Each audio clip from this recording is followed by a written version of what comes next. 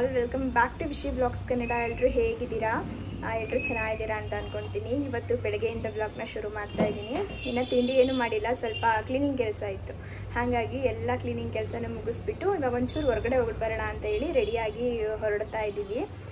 ನಾವು ಗಿಡಗಳನ್ನೆಲ್ಲ ಹಾಕಿದ್ವಲ್ಲ, ಅದೆಲ್ಲ ಇವಾಗ ಖಾಲಿಯಾಗಿದೆ. ಅಂದರೆ ಆ ಬೀನ್ಸು ಮತ್ತು ಮೂಲಂಗಿ ಎಲ್ಲನೂ ಕೂಡ ತೆಗೆದಿದ್ದೀವಲ್ವ, ಇದೆರಡು ಪಾರ್ಟ್ ಸ್ವಲ್ಪ ಖಾಲಿ ಕಾಣಿಸ್ತಾ ಇತ್ತು. ಹಾಗಾಗಿ ಸಲ ಬೇರೆ ಏನಾದರೂ ಹಾಕೋಣ ಅಂತ ಹೇಳ್ಬಿಟ್ಟು ಕ್ಯಾರೆಟ್ ಹಾಕೋಣ ಅಂತ ಅಂದ್ಕೊಂಡಿದ್ದೀವಿ. ಅದು ಸೀಡ್ಸ್ ಇಲ್ಲ, ಹಾಗಾಗಿ ಇವಾಗ ಹೋಗಿ ತಗೊಂಡು ಬರಬೇಕು. ಅದ್ರ ಜೊತೆಗೆ ಒಂದಿಷ್ಟು ಬೇರೆ ಏನೋ ತರಬೇಕಂತ ಅಂದ್ಕೊಂಡಿದ್ದೀನಿ. ಹಾಗಾಗಿ ಫಸ್ಟ್ ಹೋಗಿ ಶಾಪಿಂಗ್ ಮಾಡ್ಕೊಂಡು ಬಂದುಬಿಡೋಣ, ಅದಾದಮೇಲೆ ಬಂದು ಅಡುಗೆ ಮಾಡೋಣ ಅಂತ ಅಂದ್ಕೊಂಡು ರೆಡಿಯಾಗಿ ಹೊರಟಿರೋದು. ನಾವು ದೇವ್ರ ಮನೆ ಹತ್ರ ಒಂದು ಪಾಟ್ ಇಟ್ಟಿದ್ವಲ್ಲ, ಅದು ಯಾಕೋ ಬಾಡೋ ಥರ ಅನಿಸ್ತಾ ಇದೆ. ಅಂದರೆ ಅದಕ್ಕೆ ಹೋಲ್ ಮಾಡಿರಲಿಲ್ಲ, ನೀರೆಲ್ಲ ಹಂಗೆ ಹೋಗಿ ಸ್ಟಾಕ್ ಆಗ್ತಾ ಇತ್ತು. ಅದು ಗಿಡ ಬರ್ತಾನೆ ಇಲ್ಲ. ಇನ್ನೊಂದು ಗಿಡ ತುಂಬ ಚೆನ್ನಾಗಿ ಬರ್ತಾ ಇದೆ, ಒಂದು ಗಿಡ ಚೆನ್ನಾಗೇ ಬರ್ತಾ ಇಲ್ಲ. ಹಾಗಾಗಿ ಇವತ್ತು ಅದನ್ನ ಈಚೆ ಕಡೆ ಇಟ್ಬಿಟ್ಟು ಒಂಚೂರ ಪಾಟ್ನ ಹೋಲೆಲ್ಲ ಮಾಡ್ತಾ ಇದ್ದಾರೆ. ಬಾಡೋಗೋ ಥರ ಆಗೋಗ್ಬಿಟ್ಟಿದೆ, ತೋರಿಸ್ತೀನಿ ರೀ. ಇನ್ನು ಇವಾಗ ನೀವು ನೋಡ್ತಿರ್ಬೋದು ಹೆಂಗೆ ಆಗೋಗ್ಬಿಟ್ಟಿದೆ ಗಿಡ ಅಂತ ಹೇಳ್ಬಿಟ್ಟು. ನಿಜವಾಗ್ಲೂ ಮೊನ್ನೆವರೆಗೂ ತುಂಬಾ ಚೆನ್ನಾಗಿತ್ತು, ಚಿಗುರ್ತಾನೂ ಕೂಡ ಇತ್ತು.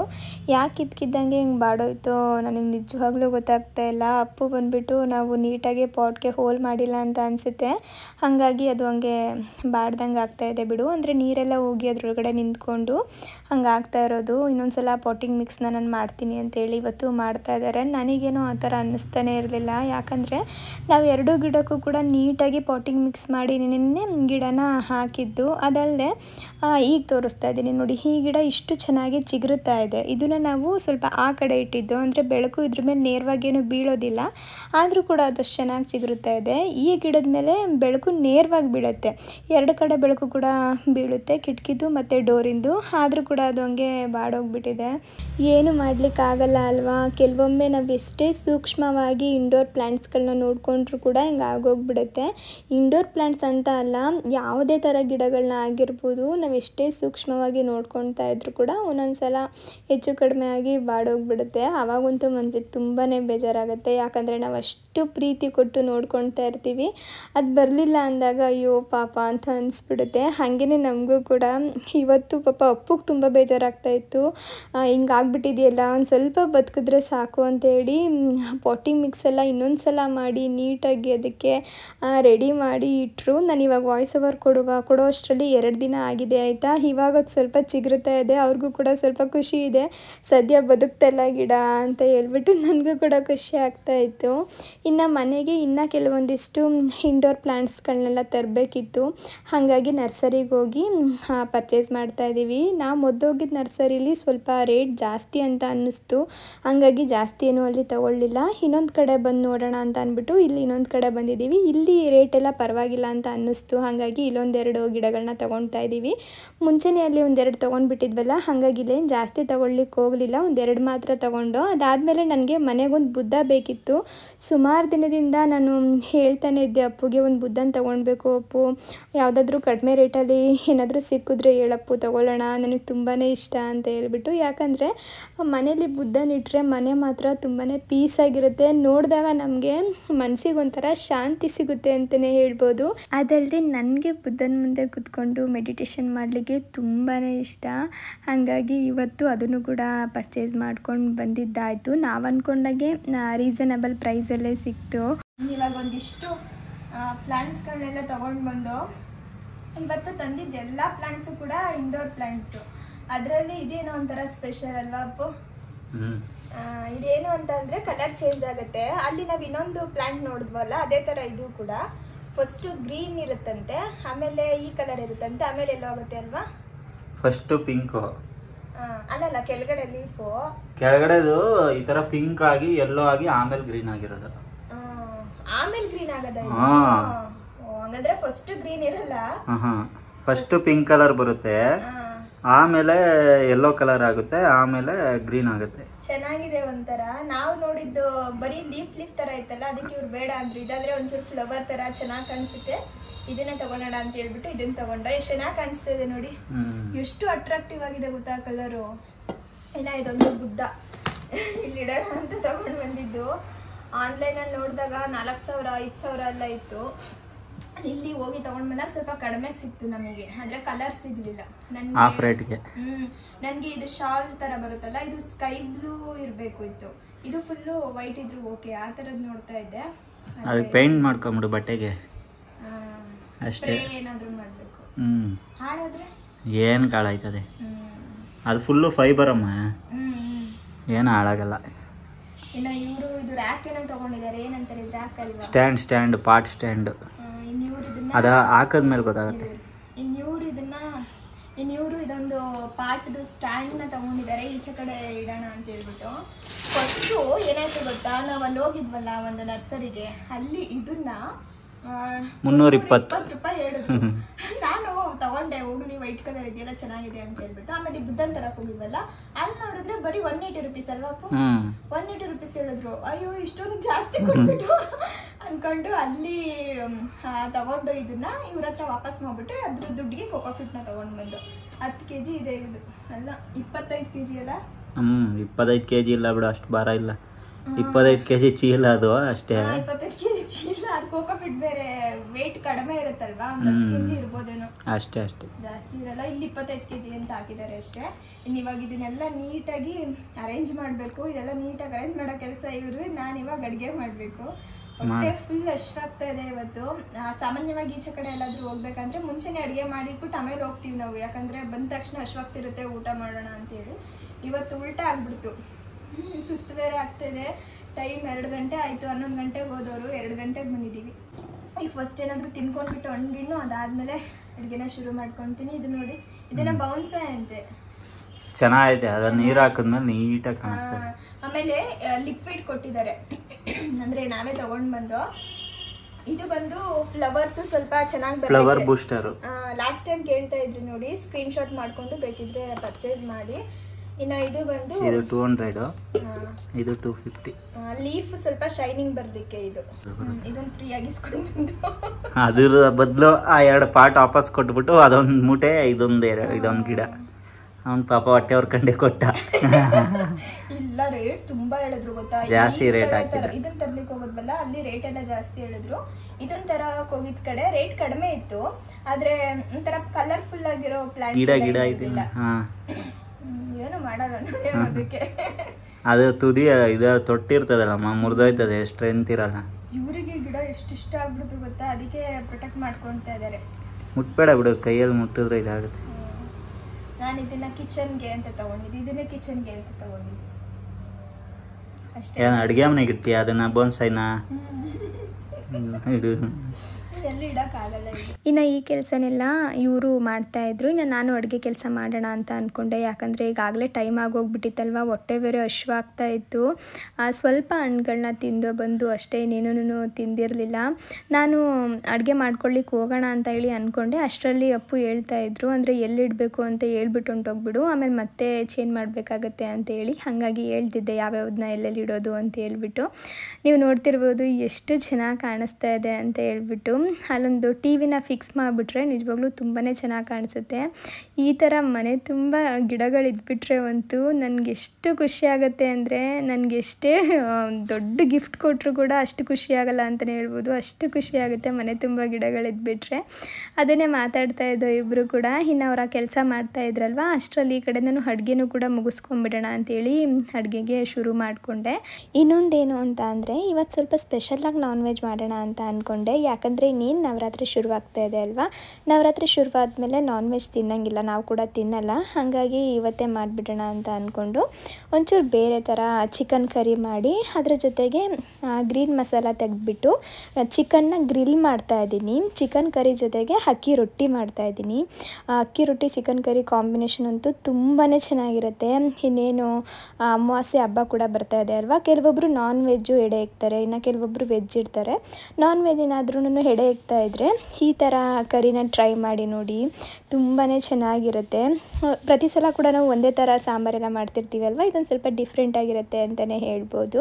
ಇನ್ನು ನಾನು ಅಡುಗೆಗೆ ರೆಡಿ ಮಾಡ್ಕೊತಿದ್ದಂಗೆ ಅಪ್ಪು ಕೂಡ ಕೆಲವೊಂದಿಷ್ಟು ಪ್ಲ್ಯಾಂಟ್ಗಳನ್ನೆಲ್ಲ ರೆಡಿ ಮಾಡಿಬಿಟ್ಟು ತಂದಿಲ್ಲಿ ಇಡ್ತಾ ಇದ್ದಾರೆ. ಅಂದರೆ ಎಲ್ಲಿ ಚೆನ್ನಾಗಿ ಕಾಣಿಸುತ್ತೆ ಅಂತ ಹೇಳ್ಬಿಟ್ಟು ನೋಡಿ ಇಡ್ತಾ ಇದ್ದಾರೆ. ನಾನು ಗ್ಯಾಸಿಂದ ಇಡೋಣ ಅಂತ ಅಂದ್ಕೊಂಡೆ, ಅಂದರೆ ಸ್ಟವ್ವಿಂದ ಇಡೋಣ ಚೆನ್ನಾಗಿ ಕಾಣಿಸುತ್ತೆ ಅಂತ ಹೇಳ್ಬಿಟ್ಟು. ಅವರು ಸ್ವಲ್ಪ ಬಿಸಿ ಏನೋ ತಾಗ್ಬೋದು ಅಂತ ಹೇಳಿ ನೋಡಿಕೊಂಡು ಇಡ್ತಾ ಇದ್ರು.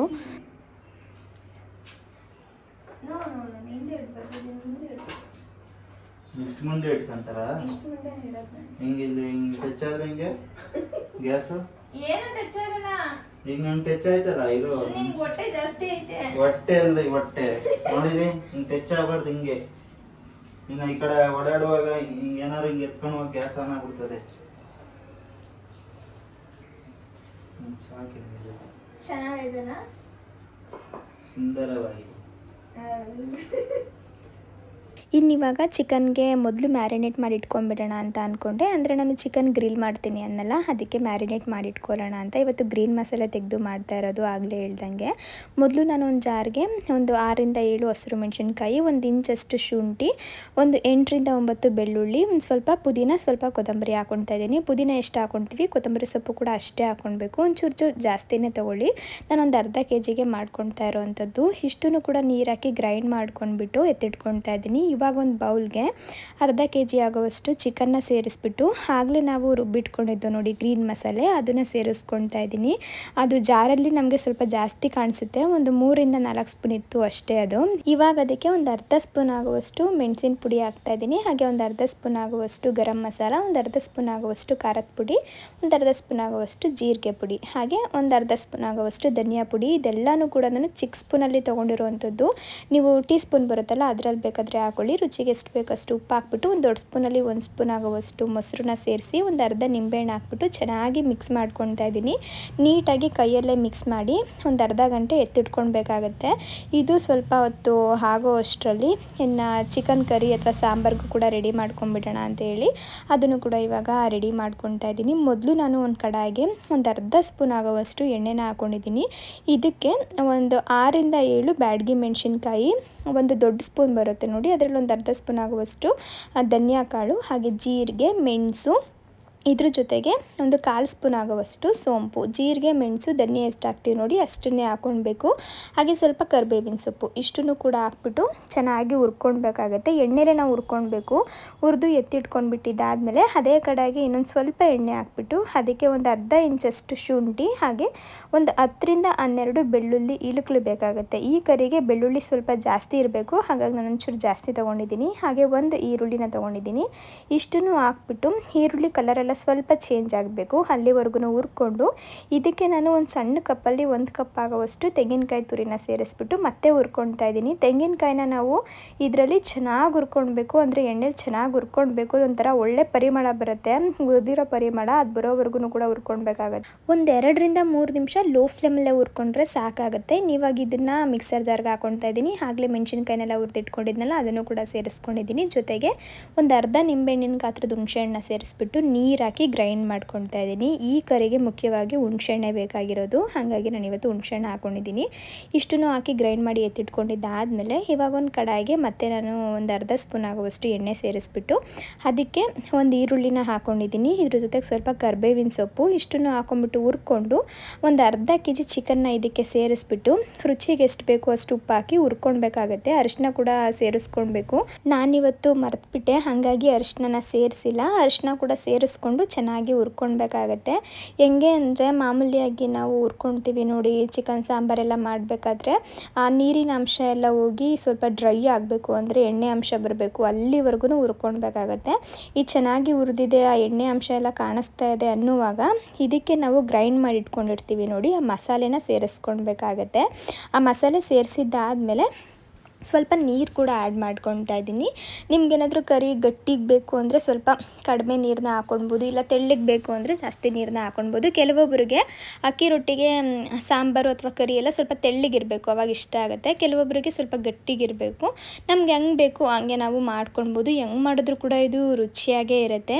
ಇವಾಗ ಸ್ವಲ್ಪ ಮಿಕ್ಸ್ ಮಾಡಿಬಿಟ್ಟು ಇದಕ್ಕೆ ಇವಾಗ ನೀರನ್ನು ಕೂಡ ಹಾಕ್ಕೊಂಡು ಚೆನ್ನಾಗಿ ಕುದಿಸ್ಕೊಳ್ತಾ ಇದ್ದೀನಿ. ನಾವು ಆಗಲೇ ಆಲ್ಮೋಸ್ಟ್ ಚಿಕನ್ನೆಲ್ಲ ಚೆನ್ನಾಗಿ ಬೇಯಿಸಿರೋದ್ರಿಂದ ಜಾಸ್ತಿ ಹೊತ್ತು ಕುದಿಸ್ಕೊಳೋ ಅಗತ್ಯ ಕೂಡ ಏನಿಲ್ಲ. ಇದನ್ನು ಮಸಾಲೆ ಎಲ್ಲ ಬೇಯೋವರೆಗೂ ಕುದಿಸ್ಕೊಳ್ಬೇಕಷ್ಟೇ. ಅದು ಅದ್ರ ಪಾಡಿಗೆ ಆಗ್ತಾ ಇರುತ್ತೆ ಅಂತ ಹೇಳ್ಬಿಟ್ಟು ಇವಾಗ ಗ್ರಿಲ್ನು ಕೂಡ ಮಾಡ್ಕೊಂಬಿಡೋಣ ಅಂತ ಅಂದ್ಕೊಂಡೆ. ಏನಂದರೆ ನಾನು ಓಡಾಡ್ಕೊಂಡು ಇವತ್ತು ಹೊರಗಡೆ ಪಾಟ್ ಕೆಲಸ ಎಲ್ಲ ಮಾಡ್ತಿದ್ರಲ್ಲ, ಆ ಕೆಲಸ ನೋಡಿಕೊಂಡು ಇಲ್ಲಿ ಅಡುಗೆ ಮಾಡಿಕೊಂಡು ಟೈಮ್ ಒಂಚೂರು ಆಗಿ ಹೋಯ್ತಿನ ಇವತ್ತು. ಇವಾಗ ಗ್ರಿಲ್ ಮಾಡ್ಕೊಳ್ಳಿಕ್ಕೆ ಮೊದಲು ನಾನು ಒಂದು ಗ್ರಿಲ್ಲಿಂಗ್ ಪ್ಯಾನ್ ಇಟ್ಬಿಟ್ಟು ಅದಕ್ಕೊಂದು ಸ್ವಲ್ಪ ಎಣ್ಣೆ ಹಾಕ್ಬಿಟ್ಟು ಮ್ಯಾರಿನೇಟ್ ಮಾಡಿ ಇಟ್ಕೊಂಡಿದ್ನಲ್ಲ ಚಿಕನ್ನು, ಅದನ್ನು ನೀಟಾಗಿ ಎರಡೂ ಕಡೆ ಬೇಯಿಸ್ಕೊಳ್ತಾ ಇದ್ದೀನಿ. ಈ ಥರ ಗ್ರಿಲ್ಲಿಂಗ್ ಪ್ಯಾನ್ ಇಲ್ಲ ಅಂದರೆ ಮಾಮೂಲಿ ತವಾ ಬರುತ್ತೆ ನೋಡಿ, ನಾವು ಚಪಾತಿ ರೊಟ್ಟಿ ಎಲ್ಲ ಮಾಡ್ತೀವಿ ನೋಡಿ, ಆ ತವಾ ಮೇಲೂ ಕೂಡ ಇದೇ ಥರ ಮಾಡ್ಕೊಳ್ಬೋದು, ಚೆನ್ನಾಗಿರುತ್ತೆ. ಅಪ್ಪುಗೆ ಈ ಥರದ್ದೆಲ್ಲ ತುಂಬಾ ಇಷ್ಟ ಆಗುತ್ತೆ. ಅವ್ರಿಗೆ ಯಾವುದೇ ಥರ ಸಾಂಬಾರು ಗಿಂಬಾರು ಮಾಡಿಕೊಟ್ರು ಕೂಡ ಇದೇ ಏನಾದರೂ ಮಾಡಿಕೊಟ್ಬಿಟ್ರೆ ಫಸ್ಟ್ ಇದನ್ನು ಮುಗಿಸ್ಬಿಡ್ತಾರೆ, ಆಮೇಲೆ ಸಾಂಬಾರಲ್ಲಿ ಊಟ ಮಾಡ್ತಾರೆ, ಆ ಥರ ಅವರು. ಹಾಗಾಗಿ ಇವತ್ತು ಅದನ್ನು ಮಾಡ್ಕೊಂಡಿದ್ದು ಅಷ್ಟೇ. ಇನ್ನು ಈ ಕಡೆ ಸಾಂಬಾರು ಕೂಡ ರೆಡಿ ಆಯಿತು. ಇದಕ್ಕೆ ಮುಖ್ಯವಾಗಿ ಏನು ಬೇಕು ಅಂತ ಅಂದರೆ ತೆಂಗಿನ ಹಾಲು ಬೇಕಾಗುತ್ತೆ. ಹಾಗಾಗಿ ನಾನು ಒಂದು ಅರ್ಧ ಹೋಳು ತೆಂಗಿನಕಾಯಿನ ತುರಿದ್ಬಿಟ್ಟು ಹಾಲು ತೆಗೆದ್ಬಿಟ್ಟು ಇವಾಗ ಇದಕ್ಕೆ ಸೇರಿಸ್ಕೊಳ್ತಾ ಇದ್ದೀನಿ. ತೆಂಗಿನ ಹಾಲು ಹೆಂಗೆ ತೆಗೆಯೋದು ಅಂತ ಹೇಳ್ಬಿಟ್ಟು ಸಾಮಾನ್ಯವಾಗಿ ಎಲ್ರಿಗೂ ಗೊತ್ತೇ ಇರುತ್ತೆ. ಮಾಮೂಲಿಯಾಗಿ ಕಾಯಿನ ತುರಿದು ಗ್ರೈಂಡ್ ಮಾಡಿಕೊಂಡು ತೆಂಗಿನ ಹಾಲನ್ನ ಸೋದಿಸ್ಕೊಳ್ಳೋದು ಅಷ್ಟೇ. ಇನ್ನು ಇವಾಗ ಹಾಲು ಹಾಕಿದ್ಮೇಲೆ ಅದು ಕುದೀತಾ ಇರುತ್ತೆ ಅಲ್ವಾ, ಅಷ್ಟರಲ್ಲಿ ಒಗ್ಗರಣೆಗೆ ರೆಡಿ ಮಾಡ್ಕೊಂಬಿಡೋಣ ಅಂತ ಒಂದು ಕಡಾಯಿಗೆ ನಾನು ಎಣ್ಣೆ ಹಾಕ್ಬಿಟ್ಟು ಸ್ವಲ್ಪ ಈರುಳ್ಳಿ ಹಾಕಿ ಹುರ್ಕೊಂಡಿದ್ದಾದಮೇಲೆ ಅದಕ್ಕೆ ಒಂದು ಅರ್ಧ ಸ್ಪೂನ್ ಆಗುವಷ್ಟು ಖಾರದ ಪುಡಿ ಹಾಕಿ ಹಂಗೆ ಒಂಚೂರು ಫ್ರೈ ಮಾಡ್ಕೊಂಡು ಇದಕ್ಕೆ ಒಗ್ಗರಣೆ ಕೊಟ್ಕೊಳ್ತಾ ಇದ್ದೀನಿ. ಈ ಕರಿಗೆ ಮುಖ್ಯವಾಗಿ ಹುಣಸೆಹಣ್ಣು, ತೆಂಗಿನ ಹಾಲು ಹಾಗೆ ಈ ಒಗ್ಗರಣೆ, ಇದು ಮೂರು ಕೂಡ ಬೇಕು ಅಂತಲೇ ಹೇಳ್ಬೋದು. ಇದನ್ನು ಮಾಡ್ಕೊಂಡ್ರೆ ಅಂದರೆ ಈ ಥರ ಮಾಡ್ಕೊಂಡ್ರೆ ಅದು ತುಂಬಾ ರುಚಿಯಾಗಿ ಬರೋದು. ಸಾಮಾನ್ಯವಾಗಿ ಒಂದೇ ಥರ ಸಾಂಬಾರು ತಿಂತಿರ್ತೀವಿ ಅಲ್ವಾ, ಈ ಥರ ಒಂದ್ಸಲ ಟ್ರೈ ಮಾಡಿ ನೋಡಿ, ನಿಜವಾಗ್ಲೂ ನಿಮಗೆ ತುಂಬಾ ಇಷ್ಟ ಆಗ್ಬೋದು. ಅದರಲ್ಲೂ ಕೂಡ ಅಕ್ಕಿ ರೊಟ್ಟಿ ಮಾಡಿಕೊಂಡು ಈ ಕರಿನ ಮಾಡ್ಕೊಂಡು ನೋಡಿ, ಎಷ್ಟು ಚೆನ್ನಾಗಿರುತ್ತೆ ಗೊತ್ತಾ, ನನಗೆ ತುಂಬಾ ಇಷ್ಟ ಆಗೋಗ್ಬಿಡ್ತು ಇದು. ಇನ್ನು ಈ ಕಡೆ ಅಕ್ಕಿ ರೊಟ್ಟಿನೂ ಕೂಡ ರೆಡಿ ಮಾಡ್ಕೊಳ್ತಾ ಇದ್ದೀನಿ. ಸಾಮಾನ್ಯವಾಗಿ ಅಕ್ಕಿ ರೊಟ್ಟಿ ಬರಲ್ಲ ಅಂತಲೇ ಹೇಳ್ತಿರ್ತೀರ ಅಲ್ವಾ, ಅಂದರೆ ಕಿತ್ತೋಗ್ಬಿಡುತ್ತೆ ಹಾಗೆ ಹಿಂಗೆ ಅಂತ ಹೇಳ್ಬಿಟ್ಟು. ಆ ಥರ ಆಗಬಾರ್ದು ಅಂದರೆ ನಾವು ಸ್ವಲ್ಪ ಬಿಸಿನೀರಲ್ಲೇ ಚೆನ್ನಾಗಿ ಅಕ್ಕಿ ಹಿಟ್ಟನ್ನ ಮಿತ್ಕೊಳ್ಬೇಕಾಗತ್ತೆ. ಚೆನ್ನಾಗಿ ಮಿತ್ಕೊಂಡ್ಬಿಟ್ಟು ಅಕ್ಕಿ ರೊಟ್ಟಿ ಮಾಡಿಕೊಂಡ್ರೆ ತುಂಬ ಚೆನ್ನಾಗಿ ಬರುತ್ತೆ, ಕಿತ್ತೋಗಲ್ಲ. ನಮ್ಗೆ ಎಷ್ಟು ಬೇಕು ಅಷ್ಟು ತೆಳ್ಳಗೆ ನಾವು ಮಾಡ್ಕೊಳ್ಬೋದು. ಇನ್ನು ನಾನು ಆ ಕಡೆ ಅಡುಗೆ ಕೆಲಸ ಎಲ್ಲ ಮಾಡ್ಕೊಳ್ಳೋ ಅಷ್ಟರಲ್ಲಿ ಅಪ್ಪನೂ ಕೂಡ ಈಚೆ ಕಡೆ ಗಿಡಗಳ ಕೆಲಸ ಎಲ್ಲನೂ ಕೂಡ ಮುಗಿಸ್ಕೊಂಡಿದ್ರು. ಇನ್ನು 4 ಗಂಟೆ ಅಷ್ಟೇ, ಕತ್ಲೆ ಥರ ಆಗ್ತದೆ, ಅಲ್ಲಿ 5:30 6 ಗಂಟೆ ಥರ. ಈಗಲೂ ಏನು ಜಾಗ ಉಳಿಲಿಲ್ಲ ಅಲ್ಲ, ನಾವು ಅದೊಂದು ಸ್ಟ್ಯಾಂಡ್ ತೊಗೊಂಡು ಬಂದು ಅದ್ರ ಮೇಲೆ ಕೆಳಗಡೆ ಇರೋ ಪಾಟೆಲ್ಲ ಇಟ್ಬಿಡ್ಬೋದು, ಸ್ವಲ್ಪ ಕುತ್ಕೊಳ್ಳಿಕ್ಕೆಲ್ಲ ಜಾಗ ಚೆನ್ನಾಗಾಗುತ್ತೆ ಅಂತ ಹೇಳ್ಬಿಟ್ಟು. ಅಂದರೆ ಅದೇ ಥರ ಆಗ್ತದೆ.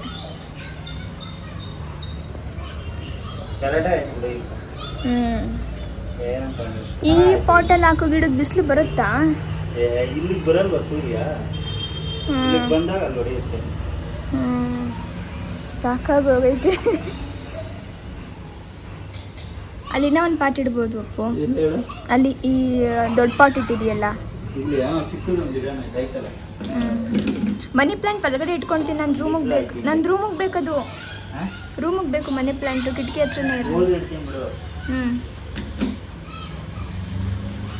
ಬಿಸಿಲು ತಾಗುತ್ತಾ ಅನ್ನೋದೇ ಡೌಟು. ಆಲಿವೇರ ಇಡಕ್ಕಾಗಲ್ವಾ?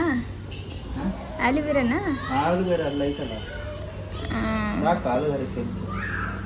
ಇನ್ನು ಹೊರಗಡೆ ಎಲ್ಲ ಈ ಗಿಡಗಳ ಕೆಲಸ ಮಾಡಲಿಕ್ಕೆ ಶುರು ಮಾಡ್ಕೊಂಡ್ಬಿಟ್ರೆ ಟೈಮ್ ಯಾವ ಥರ ಹೋಗುತ್ತೆ ಅನ್ನೋದೇ ಗೊತ್ತಾಗಲ್ಲ. ಎಲ್ಲ ಕೆಲಸ ಎಲ್ಲ ಆಗಿತ್ತು, ಆದರೆ ಇನ್ನೂ ಸ್ವಲ್ಪ ಗಿಡಗಳನ್ನೆಲ್ಲ ನೆಡೋದೆಲ್ಲ ಇತ್ತು, ಅದನ್ನೆಲ್ಲ ಇನ್ನೊಂದು ದಿನ ಮಾಡೋಣ ಅಂತ ಅಂದ್ಕೊಂಡು. ಯಾಕಂದರೆ ಇವತ್ತಾಗಲೇ ಟೈಮ್ ಆಗಿ ಹೋಗ್ಬಿಟ್ಟಿತ್ತು. ಬೆಳಗ್ಗೆಯಿಂದನೂ ಕೂಡ ಇವತ್ತು ಶಾಪ್ ಓಪನ್ ಮಾಡಿರಲಿಲ್ಲ. ಇನ್ನು ನನ್ನ ಮನೇಲೂ ಅಡುಗೆನೂ ಕೂಡ ಮಾಡಿರಲಿಲ್ಲ ಅಲ್ವಾ, ಇವಾಗ ಅಡುಗೆ ಮಾಡಿ ಊಟ ಮಾಡ್ತಾ ಇರೋದು. ಅದಲ್ಲದೆ ನಮಗೆ ತುಂಬಾ ಹಶ್ವಾಗ್ತಾ ಇತ್ತು. ಸಾಮಾನ್ಯವಾಗಿ ಭಾನುವಾರ ಟೈಮ್ ಮಧ್ಯಾಹ್ನದಷ್ಟರಲ್ಲಿ ಊಟ ಮಾಡಿಬಿಡ್ತೀವಿ, ಸಂಜೆ ತನಕ ಯಾವತ್ತೂ ಕೂಡ ಇದ್ದಿರಲಿಲ್ಲ. ಇವತ್ತೇ ಫಸ್ಟ್ ಟೈಮ್ ಸಂಜೆ ಗಂಟ ಇದ್ದಿದ್ದು. ತುಂಬ ಬೇರೆ ಹಶ್ವಾಗಿತ್ತಲ್ಲ, ಫಸ್ಟು ಊಟ ಎಲ್ಲ ಮುಗಿಸ್ಕೊಂಬಿಡೋಣ, ಇದು ಇನ್ನೊಂದು ದಿನ ಮಾಡ್ಕೊಳ್ಳೋಣ ಅಂತ ಅಂದ್ಕೊಂಡು ಇವಾಗ ಊಟಕ್ಕೆ ಕೂತಿದ್ದೀವಿ. ನಿಜವಾಗ್ಲೂ ತುಂಬಾ ರುಚಿಯಾಗಿತ್ತು ಅಂತಲೇ ಹೇಳ್ಬೋದು. ಅಕ್ಕಿ ರೊಟ್ಟಿ ಜೊತೆಗೆ ಚಿಕನ್ ಕರಿ ಕಾಂಬಿನೇಷನ್ನು ಮಿಸ್ ಮಾಡದೆ ಒಂದ್ಸಲ ಟ್ರೈ ಮಾಡಿ. ಚೆನ್ನಾಗಿ ಬಂದಿದೆಯಾ ಚೆನ್ನಾಗಿ ಬಂದಿಲ್ವಾ ಅಂತೇಳಿ ಕಮೆಂಟ್ ಮೂಲಕ ತಿಳಿಸಿ ಆಯಿತಾ. ಅಪ್ಪು ಅಂತೂ ತುಂಬಾ ಎಂಜಾಯ್ ಮಾಡಿಕೊಂಡು ಇವತ್ತು ಊಟ ಮಾಡಿದರು. ಮಾತಾಡ್ತಾ ಇದ್ದೋ, ಈ ಥರ ಬೆಳಗ್ಗೆಯಿಂದ ಸಂಜೆ ಗಂಟ ಕೆಲಸ ಮಾಡಿಬಿಟ್ಟಾಗ ಈ ಥರ ರುಚಿಯಾಗಿ ಏನಾದರೂ ಅಡುಗೆ ಸಿಕ್ಬಿಟ್ರೆ ಎಷ್ಟು ಚೆನ್ನಾಗಿರುತ್ತಲ್ವಾ ಅಂತ ಎಲ್ಲ ಹೇಳ್ಕೊಂಡು ಊಟ ಮಾಡಿದ್ದಾಯ್ತು. ಇವತ್ತೆಲ್ಲ ಬರೀ ಅರ್ಧ ಕೆಲಸನೇ ಆಗಿರೋದು. ಇನ್ನು ನೆಲ ಒರೆಸ್ಬೇಕು, ಎಷ್ಟೊಂದು ಕೆಲಸ ಬಾಕಿ ಉಳ್ಕೊಂಡೈತೆ. ಪಾತ್ರೆ ತೊಳಿಬೇಕು, ಮುಖ್ಯವಾಗಿ ಒಂದಿಷ್ಟು ಪಾತ್ರೆ ಇದ್ದಾವೆ, ಮನೇಲಿ ಎಲ್ಲಿ ಓಡಾಡಿದ್ರು ಮಣ್ಣು ಅಂತ ಅನಿಸ್ತಿದೆ ಕಣಪ್ಪು. ಇಲ್ಲ ಕಣಮ್ಮ, ಅದು ಕೋಕೋ ಫೀಟ್ ಹಂಗ ಆಗಿರೋದಷ್ಟೇ. ಇವರು ಕಸ ಗುಡ್ಸಿದ್ದಾರೆ, ಅಲ್ಲಿಂದ ಆ ಕಡೆಯಿಂದ ಈ ಕಡೆ ಗಂಟೆ ತಗೊಂಡೋಗಿ ಈಚೆ ಕಡೆ ಗುಡ್ಸಿರೋದು. ಇದ್ರಡಿ ಇಲ್ಲೆಲ್ಲ ಗುಡ್ಸಿಲ್ಲ, ಇಲ್ಲೆಲ್ಲ ನಿಂತ್ಕೊಂಡ್ರೆ ನಂಗೆ ಅದು ಮಣ್ಣು ತರನೇ ಫೀಲ್ ಆಗ್ತಾ ಇದೆ. ಮಣ್ಣು ತರ ಅಲ್ಲ, ನೀನ್ ಕೊಳ್ಕಿ ಏನ್ ಮಾಡಿದ್ಯಾ ಗೊತ್ತಾ? ಅದೇನೋ ಹಣ್ಣು ಬರುತ್ತಲ್ಲ, ಸಿಪ್ಪೆ ತಿಂದು ಅಲ್ಲೇ ಬಿಸಾಕಿದ್ಯಾ, ಅದ್ರಲ್ಲಿ ಮಣ್ಣಿರೋದು ಹಂಗಾಗಿ. ನಾನ್ ಡಸ್ಟ್ಬಿನ್ ಹಾಕ್ತೀನಿ, ಲೀಚಿ ಹಣ್ಣು ಸಿಪ್ಪೆ ಬಿಸಾಕಿದೀನಿ ಅಂತಿದ್ದಾರೆ. ಇನ್ನ ಮೆಣಸಿನ್ಕಾಯಿದು ಗಿಡ ತೆಗೆದ್ವಲ್ಲ, ಅದ್ರಲ್ಲಿ ಇಷ್ಟು ಮೆಣಸಿನ್ಕಾಯಿ ಸಿಕ್ತು, 5 ಮೆಣಸಿನ್ಕಾಯಿ. ಬೇರೆ ನೋಡಿದ್ರೆ ಇಷ್ಟಿದೆ, ಮೆಣಸಿನ್ಕಾಯಿ ನೋಡಿದ್ರೆ ಇಷ್ಟು. ಬೇರೆ ಎರಡು ಇಡೀ ಐತೆ ಬೇರು ಒಂದ್ ಗಿಡಕ್ಕೆ. ಒಂದು ಮೆಣಸಿನ್ಕಾಯಿ ಗಿಡಕ್ಕೆ ಬೈತಾವ್ರೆ, ಎಲ್ಲ ಪೋಷಕಾಂಶನು ತಿನ್ಕೊಂಡು ಬರೀ ಇಷ್ಟು ಮೆಣಸಿನ್ಕಾಯಿ ಕೊಟ್ಟಿದ್ಯಾ ಅಂತ.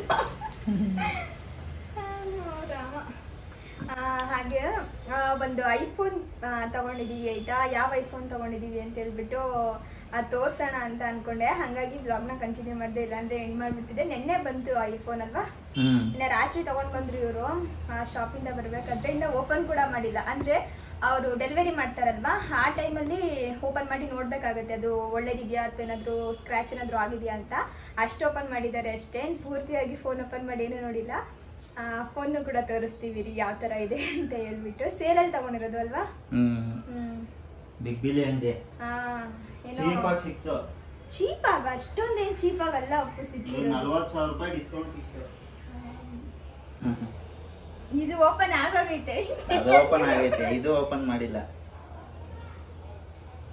ಓಪನ್ ಮಾಡಿ. ಇದು 2ನೇ ಐಫೋನ್ ನಲ್ಲಿ ಇದರ ಓಪನ್ ಮಾಡ್ತಿರೋದು. ಫಸ್ಟ್ ತಗೊಂಡಿದ್ದಾಗ್ಲೂ ನಾನೇ ಓಪನ್ ಮಾಡಿದ್ದೆ, ಈಗಲೂ ನಾನೇ. ಚೆನ್ನಾಗಿದೆ. ಆನ್ ಮಾಡು. ನೀನೇ ಆನ್ ಮಾಡಪ್ಪ. ನೀನೇ ಆನ್ ಮಾಡಮ್ಮ.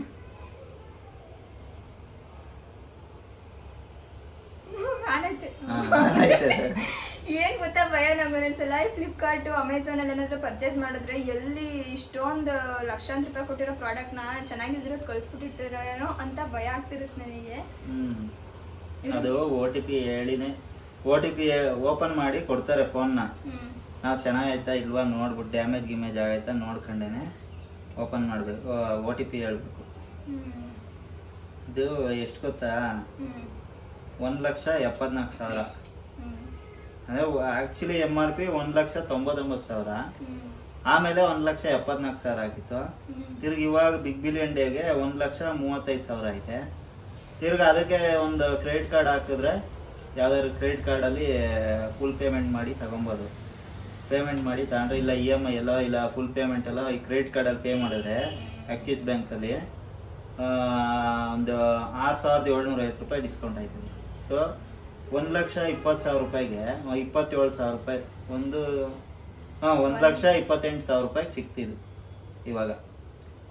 ಅದೇ ನಾವು ಅವಾಗ 2021-22ರಲ್ಲಿ ನಾವು ಬುಕ್ ಮಾಡಕ್ ಹೋಗಿದ್ದೆ ಎಷ್ಟು, ಅವಾಗ ಪ್ರೋ ಮಾಡಲ್ ಬುಕ್ ಮಾಡಕ್ ಹೋಗಿದ್ವಿ, 123 ಏನೋ ಇತ್ತು.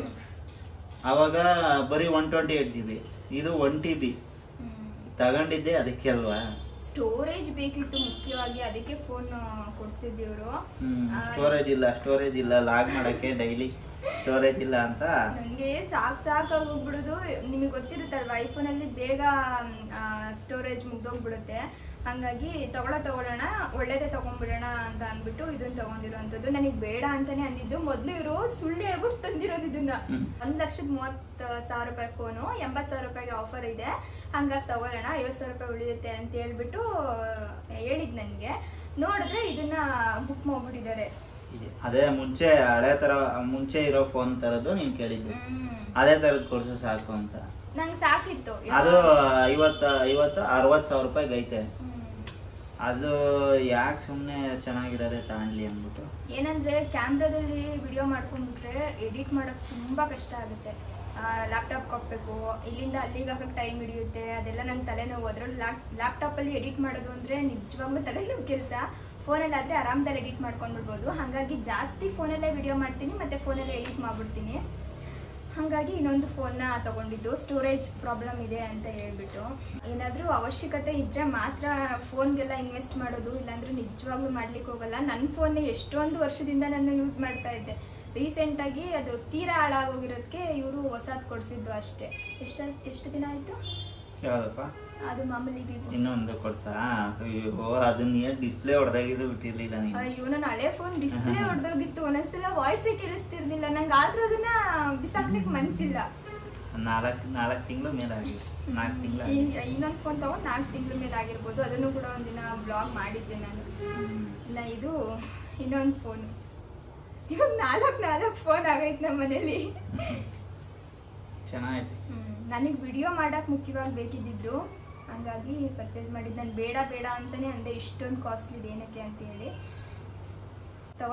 ತಗೊಳ್ತಾ ಇದ್ದೀವಿ, ಸ್ವಲ್ಪ ಚೆನ್ನಾಗಿರೋದೇ ತಗೊಳ್ಳೋಣ ಅಂತ ಅಂದ್ಕೊಂಡು. ಮೇನಾಗೆ ಈಗ ಹಂಗೆ ಫೋನೇ ತಗೊಬೇಕು ಅನ್ನಂಗಿದ್ರೆ ಈಗ ಹೊಸ ಮಾಡಲ್ ತಗೊಂಬಿಡುತ್ತೆ. ಇದು 1000 GB ಐತಿ ಇವಾಗ ಇದರಲ್ಲಿ. ನೀನು 20 ಲಾಗ್ ಮಾಡಿ ಹಂಗೆ ಇಟ್ಕೊಬೋದು ಆರಾಮಾಗಿ. ಯಾವಾಗಲೂ ಹೇಳ್ತಿದ್ದೆ, ಅಯ್ಯೋ ಸ್ಟೋರೇಜ್ ಇಲ್ಲ, ಫೋನ್ ನಂಗೆ ತಲೆ ನೋಯ್ತೈತೆ, ತಲೆ ಕೆಡ್ತಾ ಇದೆ, ಆಗ್ತಾ ಇಲ್ಲ ಅಂತ ಹೇಳ್ಬಿಟ್ಟು. ಅಂದರೆ ನಮಗೆ ಸ್ಟಾರ್ಟಿಂಗ್ ಗೊತ್ತಿರ್ಲಿಲ್ವಲ್ಲ, ಅಲ್ಲ ಇಷ್ಟೊಂದು ವಿಡಿಯೋಗೆ ಇಷ್ಟೊಂದು GB ಖರ್ಚಾಗುತ್ತೆ ಹಂಗೆ ಹಿಂಗೆ ಅಂತ. ಈಗ ಒಂದು ಐಡಿಯಾ ಬಂದಮೇಲೆ ಓಕೆ. ಐಫೋನ್ ತಗೊಳ್ಬೇಕಾದ್ರೂ ನಿಜವಾಗ್ಲೂ ನಮ್ಗೆ ಯಾವ ಐಡಿಯಾನೂ ಇಲ್ಲ. ಆಮೇಲೆ ವಿಡಿಯೋ ಮಾಡಬೇಕು ಅಂತಲೂ ಕೂಡ ನಾವು ಅವಾಗ ತಗೊಂಡಿದ್ದಲ್ಲ. ಅವಾಗೆಲ್ಲ ಎಲ್ಲರೂ ಐಫೋನ್ ಅಂತಿದ್ರಲ್ಲ, ಇವರು ಗಿಫ್ಟ್ ಮಾಡಿದ್ದು. ಎಲ್ಲರ ಹತ್ರನೂ ಇರುತ್ತೆ, ನಿನ್ನ ಹತ್ರನೂ ಇರಲಿ ಅಂತ ಹೇಳ್ಬಿಟ್ಟು. ಇದು ಬಿಗ್ ಬಿಲಿಯನ್ ಡೇಗೆ ಆಫರ್ ಇದೆಯಲ್ಲ, ಅದರಲ್ಲಿ ಪರ್ಚೇಸ್ ಮಾಡಿರೋದು. ಇದು ವ್ಲಾಗ್ ಎಡಿಟ್ ಮಾಡಿ ಅಪ್ಲೋಡ್ ಮಾಡೋ ಅಷ್ಟರಲ್ಲಿ ಮುಗ್ದೋಗ್ಬಿಟ್ಟಿರುತ್ತೆ. ಆಫರ್ ಮುಗ್ದಿರ್ಬೋದು ಮೋಸ್ಟ್ಲಿ. ಅಕ್ಟೋಬರ್ 2 ಏನೋ ಐತೆ. ಅದಾದ್ಮೇಲೆ ಅಕ್ಟೋಬರ್ 31 ಅಕ್ಟೋಬರ್ 2 ಗೊತ್ತಿಲ್ಲ, ಒಂದ್ಸಲ ಚೆಕ್ ಮಾಡ್ಬೋದು. ಇನ್ನು ದೀಪಾವಳಿಗೂ ಬರುತ್ತಮ್ಮ, ದೀಪಾವಳಿಗೆ, ದಸರಾ ಫೆಸ್ಟಿವಲ್ಗೆ. ಬಟ್ ಇಷ್ಟೇ ಕೊಡ್ತಾರೆ ಅಂತ ಗೊತ್ತಿಲ್ಲ, ಐಡಿಯಾ ಇಲ್ಲ. 3 ತಿಂಗಳಿಂದ ವೇಟ್ ಮಾಡ್ತಾ ಇದ್ದಿದ್ದು, ಒಂದು ಫೋನ್ ತಗೋಬೇಕು ಅಂತ. ಇವರು ಆಫರ್ ಬರುತ್ತೆ, ಆಫರಲ್ಲೇ ತಗೊಳ್ಳೋಣ, ನಮಗೊಂದಿಷ್ಟು ಅಮೌಂಟ್ ಸೇವ್ ಆಗುತ್ತೆ ಅಂತೇಳಿ ಇಷ್ಟು ದಿನ ವೇಟ್ ಮಾಡಿದ್ದು. ಈ ಸಲನೇ ಕಡಿಮೆ ಮಾಡಿರೋದು ಫ್ಲಿಪ್ಕಾರ್ಟಲ್ಲಿ. ಮುಂಚೆ ಎಲ್ಲ ಬರೀ ಮೋಸ, ಈ ಸಲನೇ ಜಾಸ್ತಿ ಕಡಿಮೆ ಕೊಟ್ಟಿರೋದು. ಇವತ್ತಿನ ಬ್ಲಾಗ್ ಕೂಡ ಇಷ್ಟೇ. ಬ್ಲಾಗ್ನ ಪೂರ್ತಿಯಾಗಿ ನೋಡಿರ್ತೀರಾ ಅಂತ ಅನ್ಕೊಳ್ತೀನಿ. ಪೂರ್ತಿಯಾಗಿ ಬ್ಲಾಗ್ ನೋಡಿದರೆ ಪ್ಲೀಸ್ ಒಂದು ಲೈಕ್ ಮಾಡಿ. ಹಾಗೆ ಇನ್ನೂ ಯಾರಾದರೂ ನನ್ನ ಚಾನಲ್ನ ಸಬ್ಸ್ಕ್ರೈಬ್ ಮಾಡದೆ ನೋಡ್ತಿದ್ರೆ ಸಬ್ಸ್ಕ್ರೈಬ್ ಮಾಡ್ಕೊಂಡು ಕೂಡ ನೋಡಿ, ಆಯ್ತಾ? ಇದ್ಯಾಕೆ ನಾನೊಂದ್ಸಲ ತೆಗಿದ್ದೆ, ಮತ್ತೆ ಆಗ್ಲೇ ತೆಗಿಬೋದಿತ್ತಲ್ಲ, ನೀನೇ ತೆಗಿಲಿ ಅಂತ. Thanks for watching. Take care, bye.